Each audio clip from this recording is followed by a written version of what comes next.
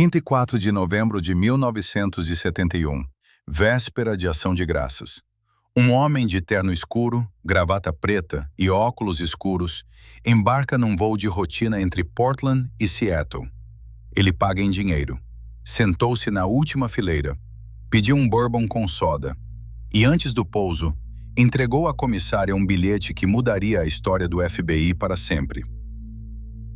Hoje, no dossiê criminal, abrimos o único caso de sequestro aéreo nunca solucionado nos Estados Unidos. Era o voo 305 da Northwest Orient Airlines, uma aeronave Boeing 727, decolando às 14h47 de Portland, Oregon, com destino a Seattle. O homem se identificara no check-in como Dan Cooper, um nome comum, sem histórico, sem passado. Cabelos escuros, casaco preto, maleta marrom. Nada que chamasse atenção. Mas quando a comissária Florence Schaffner se aproximou para oferecer uma bebida, ele discretamente lhe passou um bilhete. Florence começou a dobrar o papel sem ler, acostumada a homens que tentavam deixar o número de telefone. Ele se inclinou e sussurrou: "Querida, você deveria ler esse bilhete. Tem uma bomba." A mensagem era clara. O homem abriu brevemente a maleta, revelando fios, baterias e um dispositivo vermelho. Não houve gritos, não houve pânico. Apenas a geometria fria de alguém que havia planejado cada detalhe. Suas exigências eram específicas. $200 mil em notas de $20, com os números seriais registrados pelo FBI. E 4 paraquedas, 2 principais, 2 de reserva. O avião faria um pouso em Seattle para a entrega dos itens. Os passageiros seriam liberados. A tripulação ficaria. E depois, eles decolariam novamente, rumo ao México. Às 17h24, o 727 pousou em Seattle. As autoridades, sem opção viável de confronto enquanto os passageiros estavam a bordo, cederam. $200 mil foram carregados em sacos. 4 paraquedas foram entregues. 36 passageiros desceram. Cooper verificou o dinheiro, aparentemente satisfeito. Então disse à tripulação para decolar. Destino: Reno, Nevada. Não México. Havia mudado de ideia. Ou talvez nunca houvesse tido intenção de voar até lá. A aeronave sobrevoava a floresta densa do noroeste Pacífico. Altitude: aproximadamente 3.000 metros. Temperatura externa: 16 graus negativos. Chuva intensa. Velocidade do vento: mais de 100 km por hora. Às 20h13, um alarme de pressão acendeu na cabine. A tripulação percebeu. A escada traseira do 727 havia sido aberta. Em voo. E então, silêncio.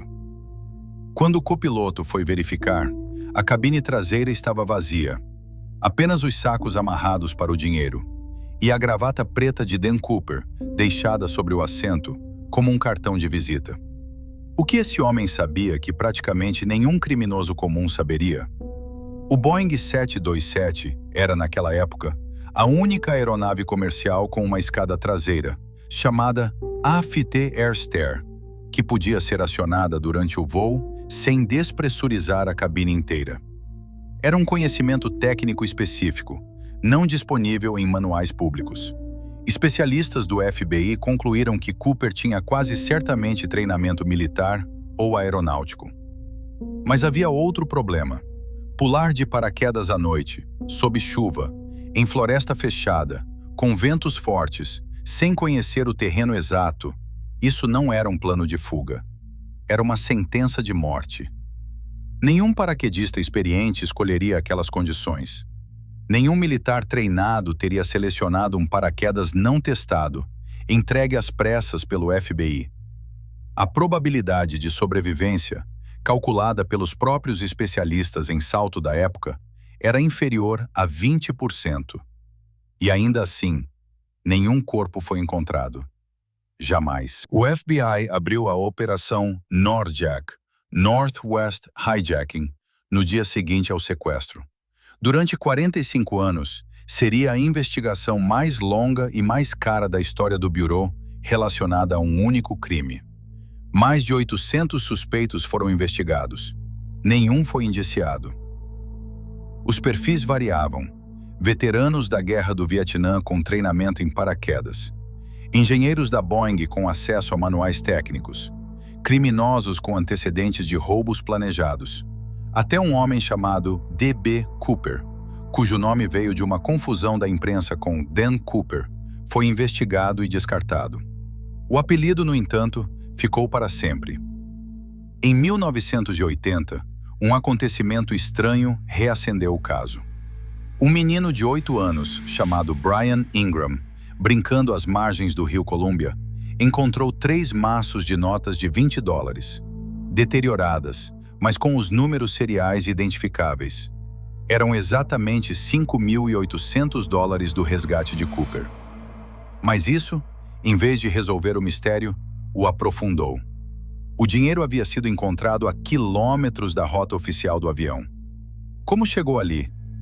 As teorias se multiplicaram. Correnteza do rio? Dispersão pela floresta durante décadas? Alguém que havia encontrado e então descartado? O mais desconcertante: nenhuma outra nota jamais foi encontrada. $194.200 continuam desaparecidos. Em 2016, o FBI encerrou oficialmente a investigação ativa. Não por falta de interesse, mas por falta de pistas concretas para seguir. 45 anos, milhões de dólares em investigação. E a única resposta oficial do FBI foi: não sabemos. No episódio anterior do dossiê criminal, estabelecemos uma regra. Todo criminoso comete um erro. É a lei do vestígio, o princípio de locar. Todo contato deixa uma marca. D.B. Cooper parece ser a exceção. Ou será que não é?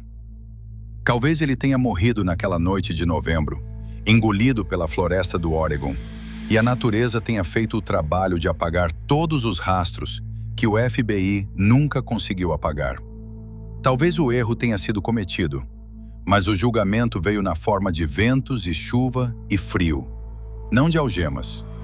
Ou talvez, e essa é a teoria que mais inquieta, ele era alguém que entendia o sistema tão profundamente que se tornou invisível dentro dele, que sabia exatamente que documentos checar, que identidades nunca usar, que dinheiro nunca gastar de uma vez, que o verdadeiro crime perfeito não é não deixar rastros, é deixar tantos que ninguém sabe qual seguir.